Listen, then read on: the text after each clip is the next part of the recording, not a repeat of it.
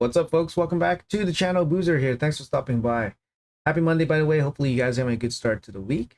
In today's video, we will be talking about a couple of events that Prism has announced to us. Let's jump right into it.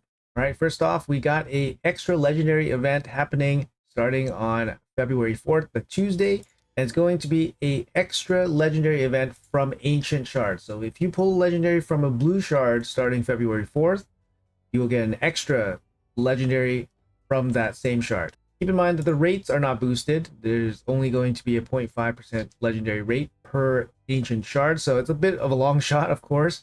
But these events are great if you know your mercy. Basically, if you can guarantee yourself a legendary, then you know exactly how many shards you need to pull, and then you'll get 2 for the price of 1, which is very good value.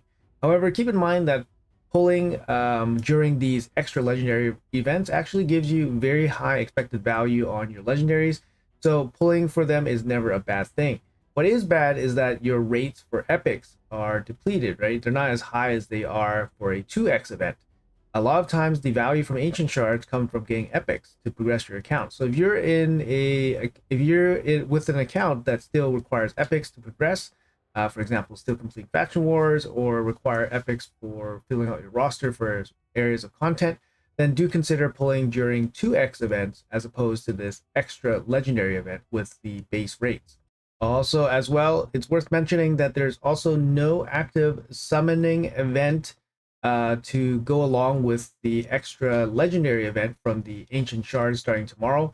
So you're not going to be getting some additional goodies. Definitely no Tea Party Titan points, for example, or anything along those lines. You're basically just pulling ancient shards just for the hope of getting the legendary, and no additional resources will be had from any other event. Plarium also made things a little bit more enticing for tomorrow. They're adding a progressive event with 2 different sets of champions for both days. So each one of these events will last 24 hours. Let's take a quick look at that. So right above my head here, this is the first set of progressive boost for day 1. So let's take a quick look at them. We got Sun Wukong coming up here from the Skinwalkers, obviously one of the best free login champions of all time, maybe the best. If I was, a lot of people ask me this, if I was making a brand new account today, and if this Monkey King code was still active, I'm not sure if it's active anymore. If anybody wants to let me know in the comments below, that would be pretty cool and helpful for new players. But I would use that code to get Sun Wukong without any question, especially if it's an account that I plan to play and keep forever. Sun Wukong gets massive value early and later on in the account. Big nuke here in the A2, you target the lowest HP champion, and then all the splash damage will go to the rest of the team. You also have a nice utility AoE here with the strip and block buffs, very annoying. And then you got the passive in arena, very good as well. And of course, his passive makes him extremely good, just keeping him alive and super annoying. Up next, we have from the Shadowkin, we have Lady Kimmy. Lady Kimmy, I mean, I still see her used once in a while. She's still very solid. She brings the increased accuracy, increased speed, as well as the pushback on the turn meter. Push up on the turn meter on her A3. And then she also brings a conditional block buffs. This one, she has the decreased speed, decreased accuracy with the pushback turn meter here on the A2. She's a pretty cool champion. Too bad she has the speed in Doom Towers only. It would have been cool if she had like arena speed, maybe like 40 or 35. That would be pretty cool, because she's very fast. 115 base speed here.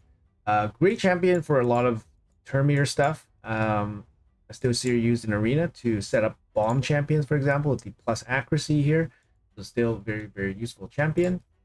Next up on the list here for day 1, we have another champion that I would really love, Hero the Bark Horn. Incredible champion, one of the best in terms of enabling Hydra team to do really well. Put him in a 9-piece protection set.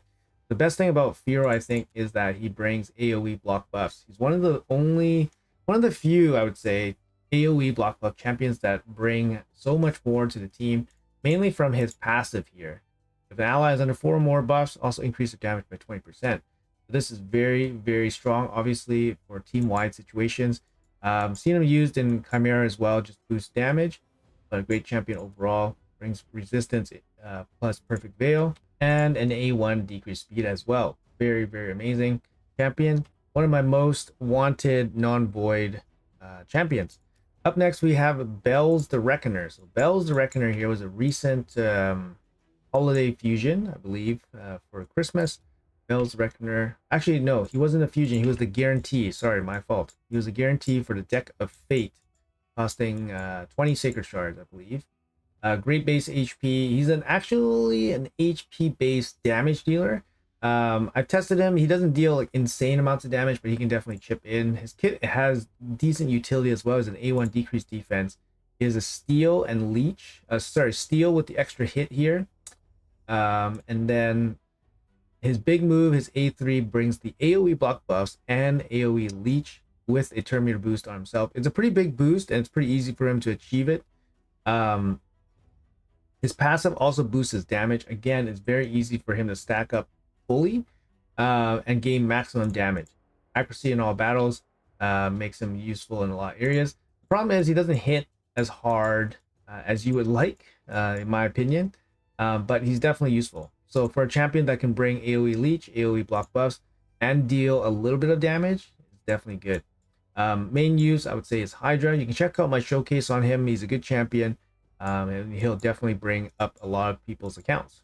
All right, up next for the non-voids, we got King Galkobar. King Galkobar right here. So King Galkobar brings the A1, a little bit of shielding here. An A2 with the AoE 3-turn block buffs, as well as placing poisons. So it's actually, yeah, he's a 3-turn block buff champion that doesn't get talked about too often. But you know what? He can get the job done. So if you need him for Hydra in this situation, he can get the job done. He also brings a team-wide cleanse, as well as continuous heal and shield buff for your whole team. So a little bit of extra support. His passive, a little bit on the weaker side. Basically, if somebody is under a poison debuff,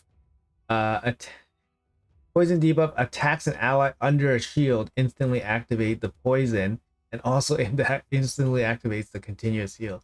It's a little bit of a strange interaction, but it's pretty conditional and it's not really super strong. But there's King Galkobar. At least he brings the AoE block buffs, which is totally good.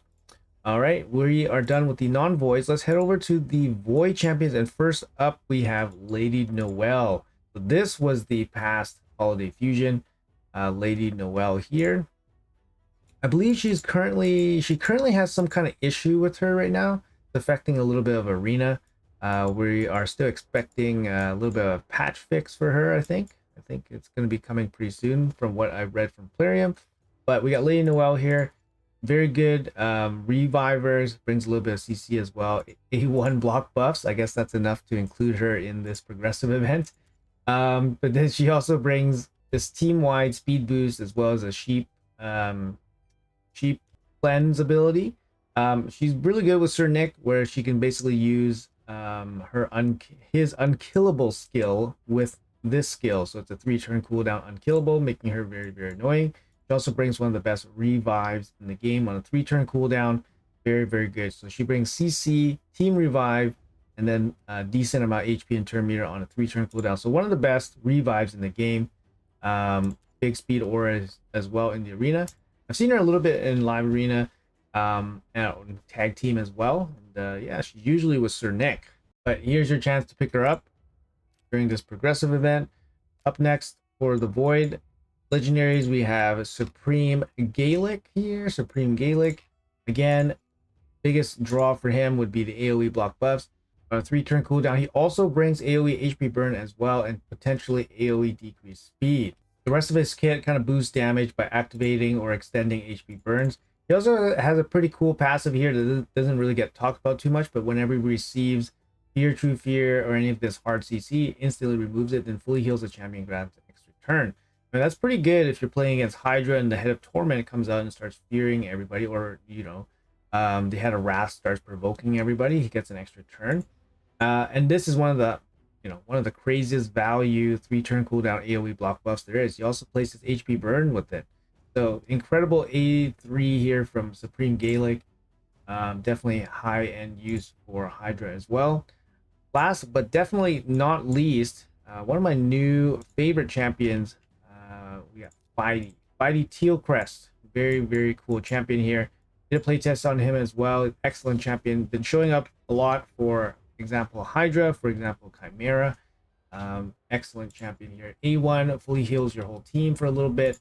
A2 has a AoE strip, places AoE block buffs and decreased speed with a turn meter boost on your team. Excellent. A2, a lot of books going in here, but goes down to a 3-turn cooldown. And lastly, his A3, it's going to be a team-wide decrease skill cooldown by 3 turns. This move is on a 4-turn cooldown, which makes it very reasonably quick considering the effect. Also places increased resistance and perfect veil. So Fighty places debuffs, also places buffs, so you can use them in maybe debuffer set or protection set, all works, or you just place them in just accuracy and speed sets. And then he has a passive here that kind of mitigates the effects of being under sheep, for example. Decent base stats overall. Great champion for a void champion. He's definitely up there as one of the ones I would definitely love to get my hands on.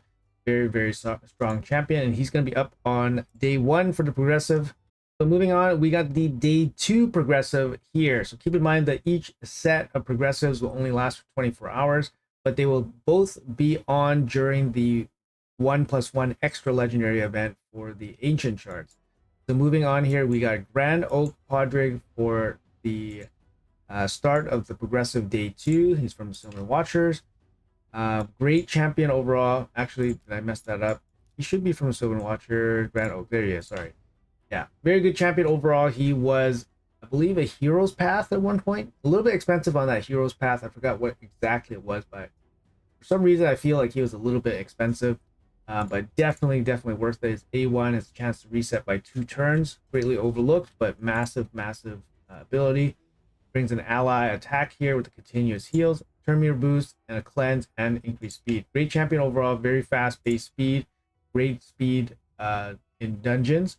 So definitely helpful for like Fire Knight, for example. I use Podrick in my Fire Knight team because he brings this big speed aura. Very, very good champion. His passive is probably the best thing, maybe the best thing about him. But he passively places these buffs when it's his turn on the champion. So if you have an attack-based champion, you're going to get the plus attack, etc., which is really good. You know, really good. It doesn't chew up a turn, it just passively happens, and you get a nice buff on everybody before the ally attack. After that, we have another fusion up for grabs from the Ogren tribes. We have Stalk the Broken. So Stalk the Broken was pretty hyped up, but to me, he never really was living up to it, all that hype. He's a good champion, but he relies on a team to be better. He doesn't carry as hard by himself, but he's still a good champion overall. So here we got, let's check out his A3. His AoE has a chance to place 2 poisons, and if they're under HP burn, they place 3 poisons and a weaken. This is massive like value if you can get the 3 poisons and a weaken. On a 3-turn cooldown as well, he also brings continuous heal. The problem here is that he doesn't place HP burn himself. That's the problem, right? So he requires a team to make himself do better. But of course, it's a great move when it's buffed up. It's still a serviceable move even without the extra poisons here. His A2 instantly activates poisons and HP burns. His second hit destroys max HP for each one activated, then feels turn meter boost.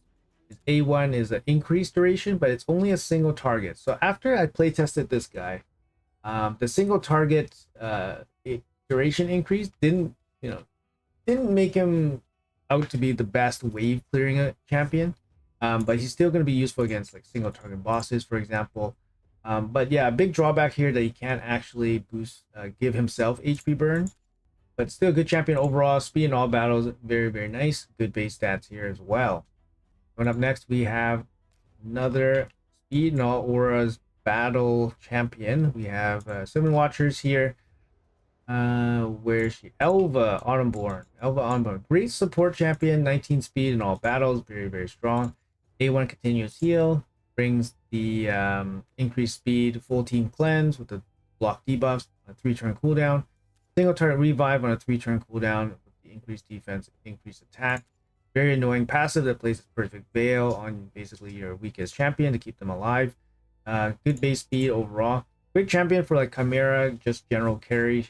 great champion, a lot of areas. Yeah, I mean, you know, you can get her for, I believe, a welcome back package. I mean, I think Elva, I think costs $20 US if you've been away from raid for, I think, a month. I think they offer you some kind of package with Elva where you can pick it up and she's going to be there. I think it costs like $20. I mean, she's an excellent carry champion, carry support. But yeah, she's going to be up for grabs here for this day 2 progressive event. Moving on from her, we got Wither the Thorn. Wither is a demon spawn. Demon spawn, Wither, a Wither. So Wither here, another very strong cleanser, great base stats overall, 24k base HP, very strong. He brings a team-wide 3-turn cooldown cleanse, and then a big heal here. 30% of this champion's max HP can be massive. It also brings increased defense with a bunch of continuous heals on a 3-turn cooldown, and an AoE leech as well. Has a passive here that places continuous heal on with the ally with the lowest HP for 1 turn at the start of each turn. So yeah, she's pretty good support, brings tons and tons of healing, tons and tons of continuous heals. Cool champion to have.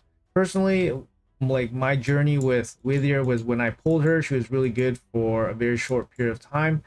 Because once I pulled Mithrala, she was basically benched. Because Mithrala brings also increased defense, also brings a full cleanse. Also, instead of healing, she brings a big shield. Sometimes the shield is a little bit better than the heal because shield can go over cap if they're already fully healed, for example. And Mithral's passive generally is a little bit stronger than this one. It's just you're just placing one small continuous heal, one continuous heal. Blah, sorry. But Mithral's passive is just insane. And also Mithral's A1 is a little bit stronger against just like bosses, whereas this is slow leech is a support, right? So Mithra is more offensive, also bringing increased defense and increased attack and hex. To me, Wither was just replaced by Mithrala in the end, but that doesn't mean she's not a great champion to start, because Mithrala is an excellent, insane champion. So after that, we have Lady of Erith coming from the Seven Watchers here. She was fixed up a little bit ago, and then she actually became pretty good.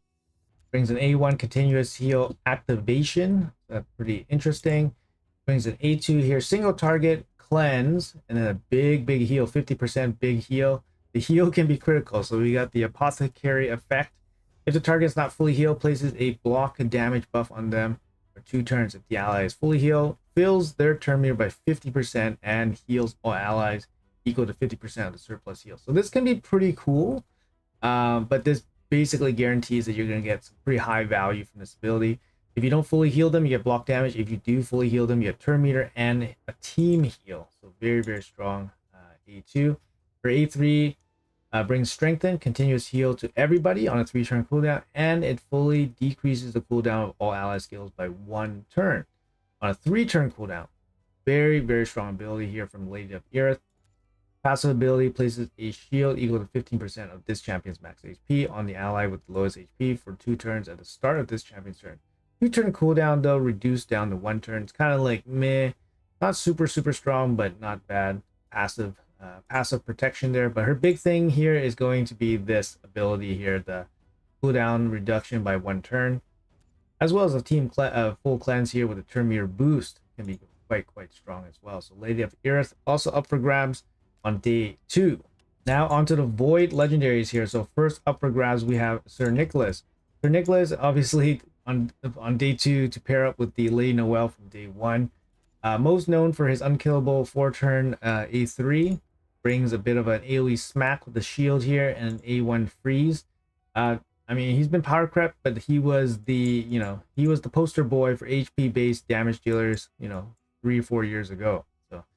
I think he just doesn't hit hard enough nowadays, but the pairing with Lady Noelle and the unkillable shenanigans can get kind of crazy.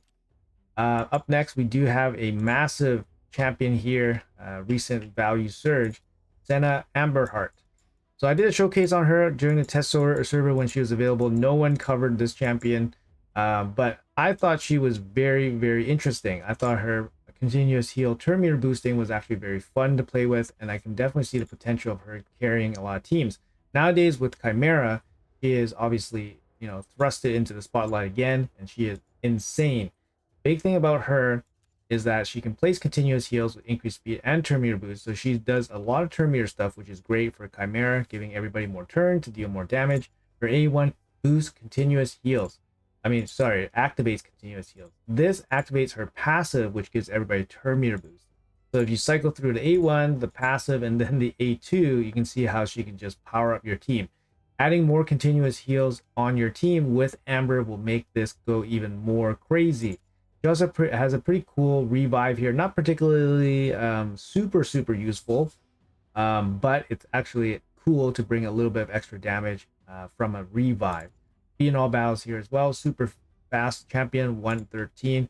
He's going to be the one of the key champions in some of the highest damage dealing Chimera teams.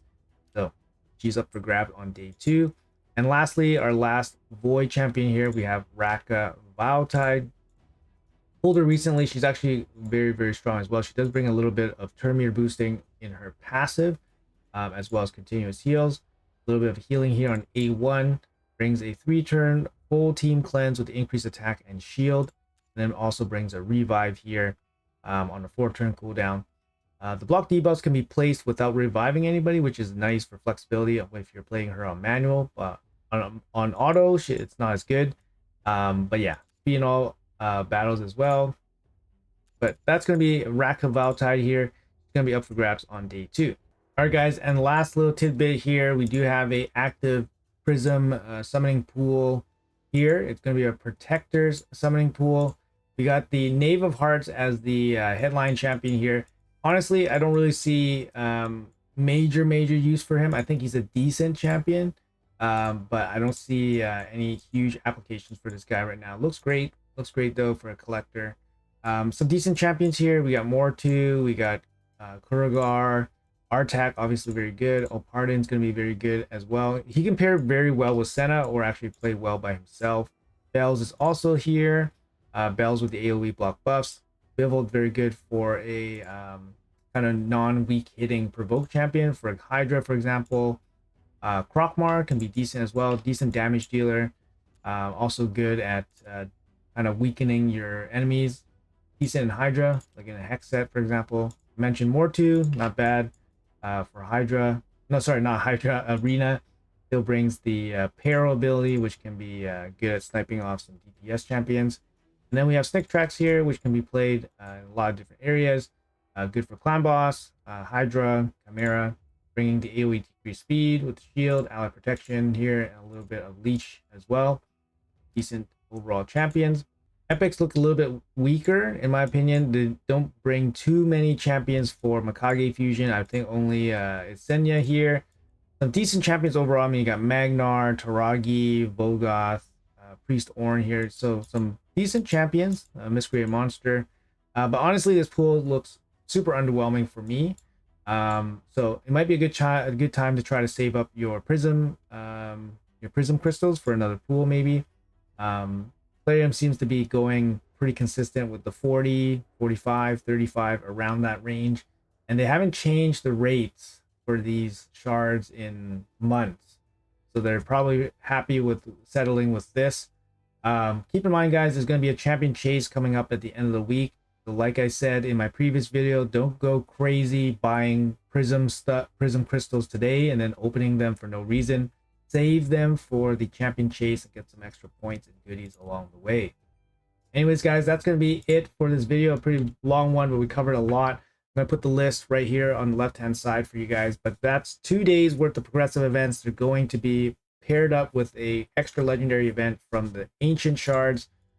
That's going to be happening for 48 hours. All right, guys, that's going to be it for the video. Let me know what you guys think in the comments below. Are you guys going to participate? Are you guys going to sit tight? Personally, I think I'm going to sit tight. Yeah, a little bit low on the Ancient Shards, not close to Mercy and anything like that.